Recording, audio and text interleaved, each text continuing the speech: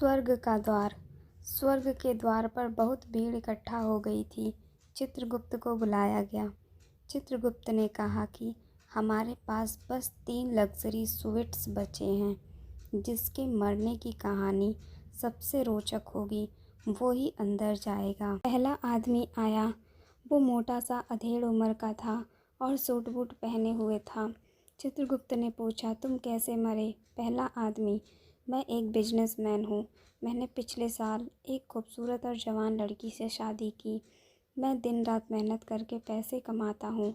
मुझे शक था कि मेरी पत्नी का अपने बॉयफ्रेंड के साथ चक्कर है। मेरा अपार्टमेंट 10 मंजिले का है और मैं 5वीं मंजिल पर रहता हूँ। आज सुबह मैंने एक आदमी को मेरे घर में आते देख लिया। मैंने एक्स्ट्रा चाबी से घर में घुसा और बेडरूम में गया। अपनी पत्नी की स्थिति देखकर मेरा शक यकीन में बदल गया। बस मैं उस आदमी को मारने के लिए ढूंढने लगा। मैंने पूरा घर छान मारा पर वो कहीं नहीं मिला। तभी मैंने देखा कि वो अंडरवियर में मेरे बालकनी के रेलिंग से लटका हुआ है। मैं दौड़कर उसका हाथ छुड़ाने लगा ताकि वो नीचे गिरकर मर जाए, लेकिन वो कमीना बड़ा सख्त जान निकला। वो हाथ छोड़ने का नाम ही नहीं ले रहा था। मैं दौड़ के एक हथौड़ी ले आया और उसके हाथ पर मारने लगा। इस बार उसका हाथ छूट गया और वो 5 मंजिल नीचे जा गिरा, लेकिन मैंने देखा कि वो लॉन पर गिरने की वजह से मरा नहीं है। मैं दौड़कर घर का फ्रिज उठा लाया और उसके ऊपर फेंक दिया। फ्रिज उसके ऊपर गिरा और चकनाचूर हो गया, लेकिन वो अभी भी जिंदा था। मुझे कुछ समझ नहीं आया और मैं भी उसके ऊपर कूद गया।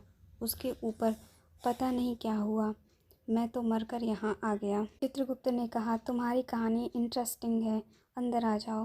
नेक्स्ट। दूसरा आदमी, जो जवान और गठीला था, आया। वो सिर्फ अंडरवियर में था।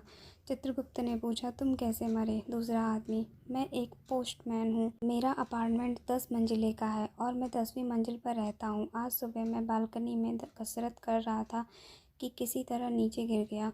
चित्रगुप्त ने पूछा, और तुम गिर के मर गए? दूसरा आदमी, नहीं, गिरते वक्त मैंने किसी नीचे वाली मंजिल की बालकनी की रेलिंग पकड़ ली।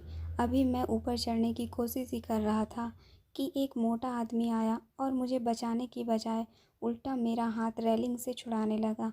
चित्रगुप्त ने पूछा, और तुम गिर के मर गए? दूसरा आदमी, नहीं, मैंने कैसे भी करके अपना पकड़ बनाए रखा। तभी वो कहीं से एक हथौड़ी ले आया और मेरे हाथ पर ताबड़तोड़ हमले करने लगा।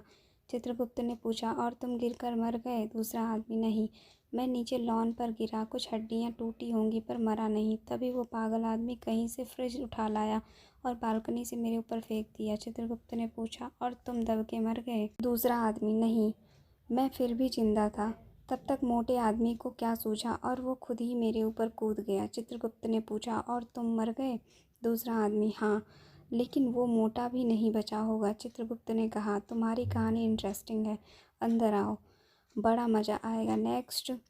तीसरा आदमी, जो जवान पर हल्का फुल्का था, वहीं खड़ा था और सबकी बातें बड़े ध्यान से सुन रहा था, आगे बढ़ा। चित्रगुप्त ने पूछा, और तुम मर गए?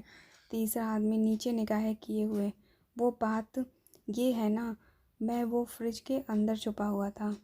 दोस्तों, अगर आपको यह कहानी पसंद आई हो तो वीडियो को लाइक और चैनल को सब्सक्राइब करना ना भूलें। धन्यवाद।